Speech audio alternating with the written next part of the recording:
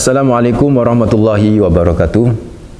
Alhamdulillah wassalatu wassalamu ala asrafil anbiya'i wal mursalin Sayyidina wa habibina wa maulana Muhammadin wa ala alihi wa sahbihi wa man tabi'ahum bi ihsanin ila yaumiddin, amma ba'd. Ikhwataddin hafizahumullah, saudaraku, bapak-bapak, ibu-ibu hafizahumullah yang insyaallah selalu dijaga sama Allah Rabbul Alamin. Alhamdulillah, pertama kita panjatkan rasa syukur yang mendalam, terus-menerus kita haturkan hanya kepada Allah Rabbul Alamin, Tuhan semesta alam ini yang telah begitu banyak memberikan kenikmatannya kepada kita. Dan di antara nikmat adalah mudah-mudahan kita ini selalu mendapatkan anugerah luar biasa, kemudahan luar biasa, sehingga ziarah kita ke Mekah dan ke Madinah Al-Munawwarah, ke Madinah dan ke Mekah Al-Munawwarah, perjalanan kita safar diberi selalu kemudahan sebagai bagian nikmat yang luar biasa yang Allah anugerahkan kepada kita, dan kita dengan itu selalu mengucapkan kalimat hamdalah alhamdulillahirabbil alamin. Yang kedua, salam dan salawat terus kita persembahkan kepada manusia terbaik, pemilik pribadi yang sempurna, teladan abadi bagi kita, Rasulullah Muhammad sallallahu alaihi wasallam. Saudaraku, ikhwataddin hafizahumullah, bapak-bapak, ibu-ibu, ini saya ingin nge-share untuk mengingatkan kembali tentang tata cara kita berumroh, dan ini lebih kita ringkas saja ya, nggak terlalu panjang. Jadi yang pertama yang harus kita pahamin, tata cara kita berumroh itu, yang pertama adalah mandi sunnah ya, di hotel kita nanti mandi sunnahnya ya, seperti mandi wajib itu, cuman itu adalah hukumnya sunnah, niatnya sunnah. Nawaitul ghuslah sunnatat ihram, aku niat mandi sunnah untuk berihram. Nah, mandi, setelah mandi berwudu ya, bersuci, berpakaian ihram, menggunakan wewangian, wah yang banyak juga tidak ada masalah. Cuman kalau saran saya, hindari yang nempel ke baju ya, dan hindari yang beralkohol. Cari yang alami, yang bibit, itu boleh, ada masalah itu kan. Deodoran, hand body, boleh apa saja ya, apa namanya, yang salep itu yang bisa atau bedak ya silakan. Pokoknya harumlah saat itu. Kenapa? Boleh nggak? Boleh, karena kan kita belum niat mulai. Ini yang pertama yang harus dilakukan. Yang berikutnya harus dilakukan apa setelah itu? Ya berangkat kan, mikot ya, ke mikot. Kalau kita kan ke Bir Ali gitu kan ya. Jadi berangkat ke Bir Ali. Setelah sampai di Bir Ali sebagai tempat mikot, kita sholat sunnah ihram di situ. Kalau pas waktu sholat di situ ya kita ngikut sholat aja gitu kan. Nah, selama misalnya kita sholat duhur di situ, sholat duhur, selesai sholat duhur, sholat sunnah ba'diyah duhur itu kan, tetap sholat sunnah ba'diyah duhur. Qobliyah duhur juga kita sholat, ba'diyah duhur juga kita sholat gitu kan ya. Sholat banyak gitu, sholat tahiyatul masjid juga kan, kalau memang sebelum duhur udah nyampe di Bir Ali gitu kan ya, tahiyatul masjid, sholat 2 rakaat tahiyatul masjid, terus qobliyah 4 rakaat qobliyah duhur, terus setelah itu selesai sholat duhur 4 rakaat, kita sholat duhur ba'diyah 2 rakaat. Nah, selesai itu baru kita sholat sunnah ihram. Nah, selesai sholat sunnah ihram, bergeraklah keluar, nanti kumpul di situ sama teman-teman. Nah, nanti sama jamaahnya itu nanti diajak bareng-bareng sama mutawif untuk niat umroh. Bisa niat umroh di depan masjid atau di luar masjid, bisa di kendaraan. Monggo yang mana yang enak, nanti bareng-bareng. Labbaik umrotan, labbaik Allahumma umrotan, nawaitul umrotah wa ahramtu biha. Itu niat sudah terjadi. Kalau sudah terjadi ngomong begitu, ya harus jalan, ya kan? Fa'atimul hajja wal umrata lillah, nggak boleh putus. Jadi harus jalan. Harus jalan itu maksudnya harus menjalankan umroh itu, nggak boleh putus. Jadi nanti harus tawaf, harus sa'i, harus tahallul gitu. Nggak boleh. Terus Ustaz, kalau misalnya tiba-tiba aku sakit, terus capek, nggak kuat. Nah, gini, kalau memang seperti itu, khawatir kayak itu terjadi, boleh niatnya nanti ditambah, Labbaik Allahumma umrotan. Jadi kita kumpul ya, misalnya nih umroh yang kedua atau umroh yang ketiga ya kan. Biasanya mutawif, ustadz itu pasti ngomong, Ibu ini monggo Pak, kalau yang sepuh yang mau umroh masih kuat silakan, tapi kalau nggak kuat jangan umroh, ya udah ikut aja, ikut apa rehlahnya saja biar tahu mana Jirona ya kan, mana Hudaybiyah, silakan ya. Tapi aku kepingin Pak Ustadz. Nah, tapi apa puasa nanti kalau tengah jalan? Nah, supaya tidak terkena dam, maka ditambahi setelah niat ihram tadi, umroh tadi, yaitu labbaik Allahumma umrotan nawaitul umrota wa ahramtu biha, lanjutin Allahumma mahilli haisu habastani, Allahumma mahilli haitsu habastani. Artinya itu, ya Allah, setelah niat umrah tadi kan, lanjutin ya Allah mahilli tahallulku nanti haitsu habastani, di mana engkau menghalangi kami tidak bisa melanjutkan, entah karena sakit atau apa-apa. Jadi kalau ternyata habis niat umroh, jadi kalau sudah baca kayak gitu ya, berjalan berangkat nih menuju Mekah, nyampe di Mekah sakit, aduh kayaknya nggak kuat ini, atau nyampe di Jirona, habis dari Jirona balik lagi ke Mekah ke Haram, nggak kuat misalnya, aduh gimana ini Ustadz saya capek, aduh nggak bisa ngelanjutin, ini kaki ini sudah asam aurat kambuh, bla bla macam-macam misalnya, ini misal gitu kan ya, maka langsung tahallul, sempurnakan umrohnya, langsung tahallul, udah dapat pahala umroh, langsung tahallul. Terus bagaimana dengan tawaf dan sa'i? Lah kan tadi sudah ngomong sama Allah, Allahumma mahilli, ya Allah tahallulku, yaitu haitsu mahabastani, di mana engkau telah menghalangi aku untuk melanjutkannya. Nah di sini maksudnya di Mekah itu kan, di hotel kan, ya, dia tahallul udah langsung potong rambut ya, minimal 3 helai kan begitu kan ya. Selesai, sudah sempurna umrahnya, meskipun nggak tawaf, nggak sa'i, karena sudah ditambah tadi niatnya dengan Allahumma mahilli haitsu ma habastani, ya kan, haitsu habastani, di mana engkau menghalangi aku, itulah tahallulku ya Allah. Begitu ya, saudaraku ikhwatiddin hafizahumullah. Nah, setelah itu ini kita lanjut, setelah itu baru kita tawaf gitu kan. Nah, tawaf itu sebenarnya memulai dengan mencium Hajar Aswad lebih dulu ya kan. Ya, bisa mencium, kalau nggak bisa mengusap saja. Kalau nggak bisa kasih isyarat, menghadap ke Hajar Aswad, Bismillahi Allahu Akbar, cium, Bismillahi Allahu Akbar, Bismillahi Allahu Akbar. Kemudian bergerak, itu kan, bergerak itu sambil baca. Nanti ada doa pertama, putaran pertama itu ada, nanti dibimbing oleh mutawif ya. Setelah kemudian bergerak sampai ke rukun yamani, doanya berubah menjadi Rabbana atina fid dunya hasanah wa fil akhirati hasanah wa qina adzabannar, itu kan. Sampai ke Hajar Aswad lagi, itu sudah dianggap satu putaran. Terus begitu sampai 7 kali. Selesai. Nah, selesai tawaf, usahakan sholat. Selesai tawaf, usahakan apa? Sholat apa? Yaitu sholat sunnah tawaf di Maqam Ibrahim. Di mana saja boleh kok. Nggak harus di belakangnya, tidak harus di depannya, tidak harus di samping kanan. Karena kredit kan, bisa di mana saja. Sholat 2 rakaat. Selesai sholat berdoalah kepada Allah Rabbul Alamin. Karena itu waktu yang mustajab. Nanti juga ada kan dibimbing oleh mutawifnya doa gitu kan. Monggo. Selesai doa menuju ke mana? Ke air Zam-Zam sebelum menuju ke tempat sa'i. Nah, kalau minum air Zam-Zam itu usahakan berdiri, sunnahnya berdiri ya kan, sambil kemudian menatap Ka'bah. Niatin apa niatnya? Minum 1 kali, ya Allah, Allahumma inni as'aluka ilman nafi'an wa rizqan wasi'an wa shifaan min kulli da'. Minum sedikit, tambah lagi gitu. Sampai tadallu ya, kata guru saya, sampai tadallu. Minum lagi, niatin apa? Ya Allah, bisnisku ya Allah, lancarin ya Allah, sambil lihat Ka'bah.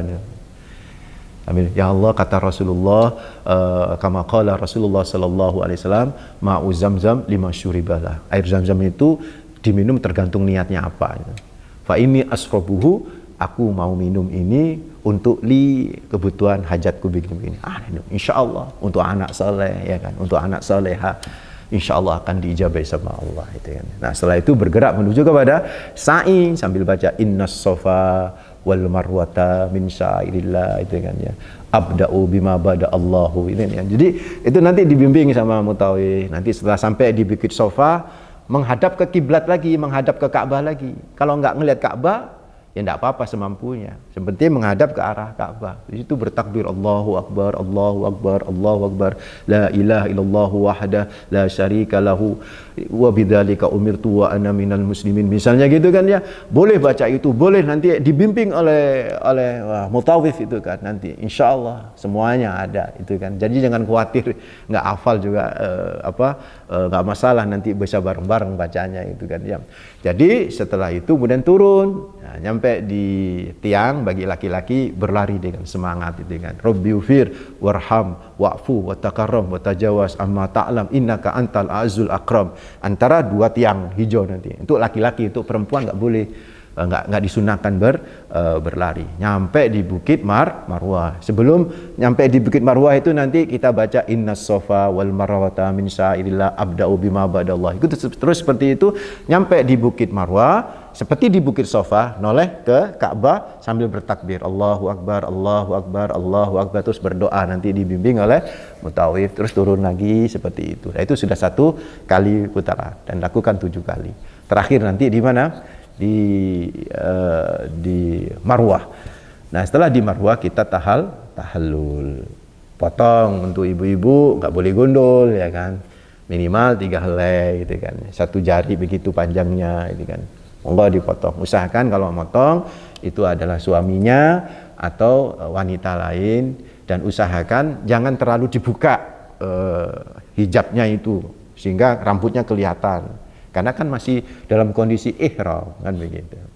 Ini selesailah. Nah, sedikit saya tambahin mengenai orang kalau sudah ihram ya, Ibu, Pak. Orang kalau sudah ihram itu dia harus benar-benar hati-hati jangan sampai melakukan hal-hal yang dilarang ketika ihram. Apa saja? Ada 10. Yang pertama mencukur, memotong rambut, yang kedua memotong kuku, yang ketiga memakai parfum, melaksanakan akad nikah, yang keempat gak boleh, yang kelima berjumbu disertai syahwat, kemudian yang keenam berjima, berhubungan seksual dengan istri atau suami, nggak boleh itu kan ya. Berburu nggak boleh, dilarang. Menutup kepala bagi laki-laki pakai kopiah nggak boleh. Bagi perempuan, bagi laki-laki juga yang ke-9 memakai kain yang berjahit ya, itu nggak boleh. Artinya yang nyambung dari ujung ke ujung itu nggak boleh, kayak sarung itu nggak boleh gitu kan ya. Yang ke-10 bagi perempuan memakai sarung tangan dan penutup wajah seperti cadar dan niqab itu tidak boleh. Tidak boleh. Oleh dilakukan nanti kena dam. Itu larangan-larangan. Nah, terkait larangan ini, kalau dilanggar gimana Pak Ustadz? Kalau dilanggar, misal berkaitan dengan mencukur kuku, rambut, memakai pakaian berjahit, ya, tiba-tiba dia pakai celana begitu kan. Dia pakai celana atau dia pakai parfum gitu kan ya. Sebagian ulama menyatakan kalau tidak sengaja dan itu tidak terlalu lama gitu kan. Langsung eling gitu kan ya. Misalnya tiba-tiba dia cuci tangan pakai harum-harum gitu. Waduh, ya Allah lupa, istighfar saja gitu kan. Karena ini masuk kategori pelanggaran yang bersifat tarafuh. Tarafuh itu kata guru kami itu bagian daripada pelanggaran yang tidak menghilangkan sesuatu. Tapi kalau sudah itlaf, pelanggaran yang menyangkut itlaf seperti misalnya memotong kuku gitu kan ya. Itu atau memotong rambut. Nah, itu sengaja nggak sengaja tetap kena fidyah, kena denda. Nah, apa dendanya? Nah, ibu-ibu terutama mohon maaf ya, misalnya masuk kamar gitu kan, karena dianggap perempuan semua buka jilbab, jangan, nggak boleh. Itu kayak kita sholat gitu loh kan, nggak boleh membuka aurat meskipun sama perempuan atau dengan suami, nggak boleh, harus tutup rapat. Di dalam kamar mandi boleh ya dibuka ya, kalau kita mau mandi silakan, tapi jangan yang pakai sabun harum-harum, yang untuk seger-seger enggak apa-apa silakan. Nah itu saudaraku. Nah kalau itu terjadi ya kalau sebagian ulama ya sengaja nggak sengaja yang terkait dengan tarafuh sekalipun itu kena fidyah. Nah fidyahnya apa? Ada pilihan kalau menyangkut memotong kuku, rambut, memakai baju yang berjahit, memakai sepatu, menutup kepala, pakai celana dalam, memakai cadar, sarung tangan. Kalau itu terjadi, maka saudaraku, atau memakai parfum ya. Kalau itu terjadi, maka pilihan fidyahnya ada 3. 1 dam kambing, 1 ekor kambing. Kalau nggak mampu, memberi makan 6 orang miskin, masing-masing setengah sok. Kalau setengah sok itu nilai harganya itu 10 rial, berarti kali 6, 60 rial. Kasihkan kepada orang miskin, fidyahnya itu ya. Yang ketiga apa? Berpuasa 3 hari. Kalau nggak ada duit, monggo silakan. Tapi usahakan semaksimal mungkin kita hindari hal-hal yang terlarang. Dan sedikit juga saya ingin sampaikan, untuk kain ihram bagi perempuan itu sebenarnya tidak harus putih ya, tidak harus putih ya kan. Boleh warna hitam boleh. Yang penting jangan mencolok gitu kan. Yang penting jangan mencolok, jangan ngejreng ya, norak banget gitu ya. Jangan ya. Usahakan warna yang tidak menarik perhatian orang misalnya. Ya, warna hitam boleh. Bahkan pilihan para ulama banyak warna putih. Kayak tafawulan dengan warna putihnya kain ihramnya laki-laki pun sebenarnya ya tidak wajib harus putih gitu kan. Tapi memang mayoritas ulama memang menganjurkan putih supaya seperti kita mau menghadap kepada Allah Rabbul Alamin, cuman dibalut kain kafan, nggak pakai apa-apa kan di dalamnya, kayak begitu saudara.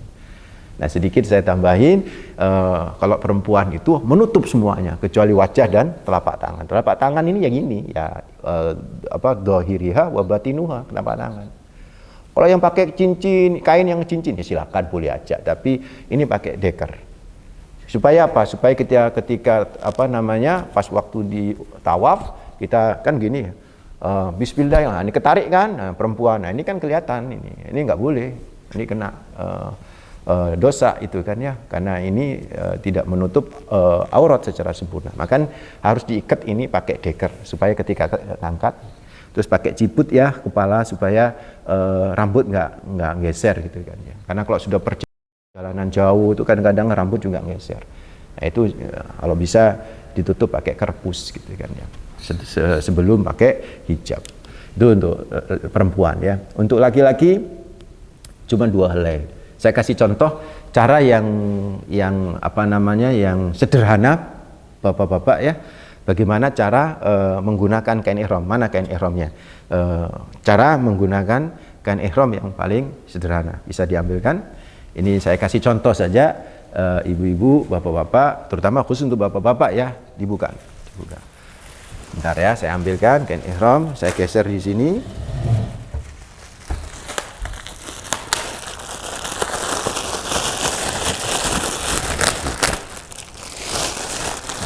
Bentar. Nah,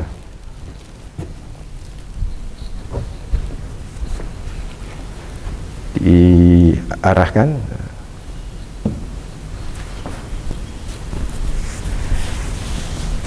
Begini Pak ya, ini yang paling sederhana ini. Sebenarnya banyak cara untuk menggunakan kain ihram yang bagian bawah ya, yang bagian bawah. Jadi 2 helai, nanti bagian atas, terus ini yang bagian bawah. Ini pertemukan ujung dengan ujung. Nah, pertemukan ujung dengan ujung. Ini tangan kiri saya, tangan kanan saya, pertemukan dulu, Pak. Pertemukan begini.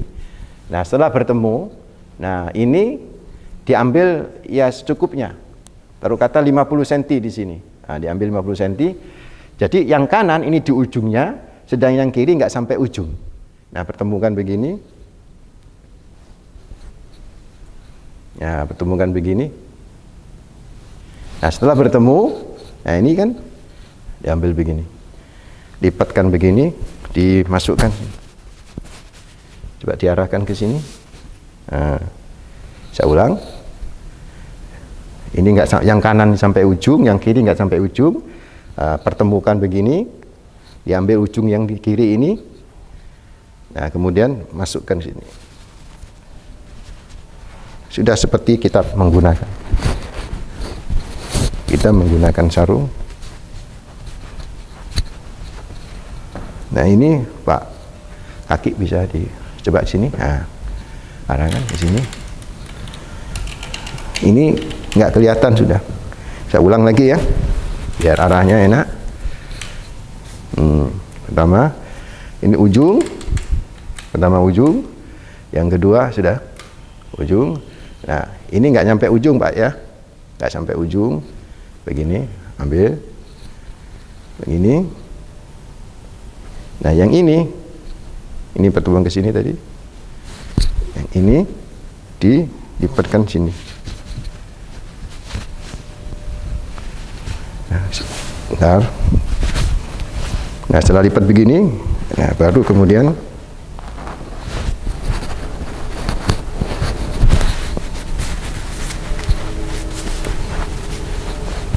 dikasih sabuk. Ini sudah rapi ini, nggak kelihatan. Pakai sabuk ya. Dan pusar harus ditutup ya, nggak boleh, karena pusar itu masuk kategori aurat, jadi harus ditutup. Dan kalau bisa di atas mata kaki ini. Nah, setelah menggunakan ini, baru yang di atas ini, yang di atas.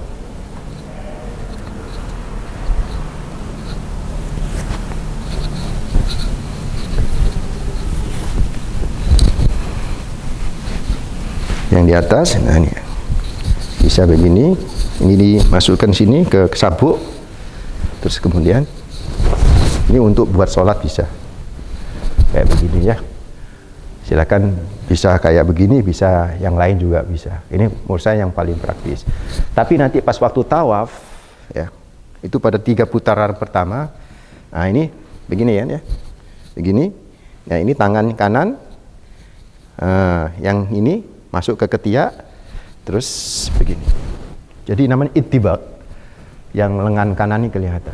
Ini kalau sebelah kiri kita Ka'bah, subhanallah, alhamdulillah, wa la ilaha illallah, Allahu akbar. Ini 3 kali putaran begitu. Atau tawaf semuanya kayak begini. Nanti kalau sudah mau sa'i, selesai tawaf, dibuka lagi, diginiin lagi, terus begini lagi, sholat sunnah, tawaf itu tadi di Maqam Ibrahim. Terus menuju sa'i, model kayak begini sampai selesai, sampai tahallul. Demikian, mudah-mudahan manfaat. Saya pikir itu mudah-mudahan ini bisa menjadi reminder bagi kita semua. Sebenarnya kan sudah saya bahas di video sebelumnya secara utuh, dan mudah-mudahan kita dilancarkan ibadah kita, teman-teman semuanya jamaah bisa benar-benar lancar dan mendapatkan umroh yang mabrur. Amin insyaallah. Aqulu qouli hadza astaghfirullah li wa lakum innahu huwal ghafurur rahim. Mohon maaf. Assalamualaikum warahmatullahi wabarakatuh.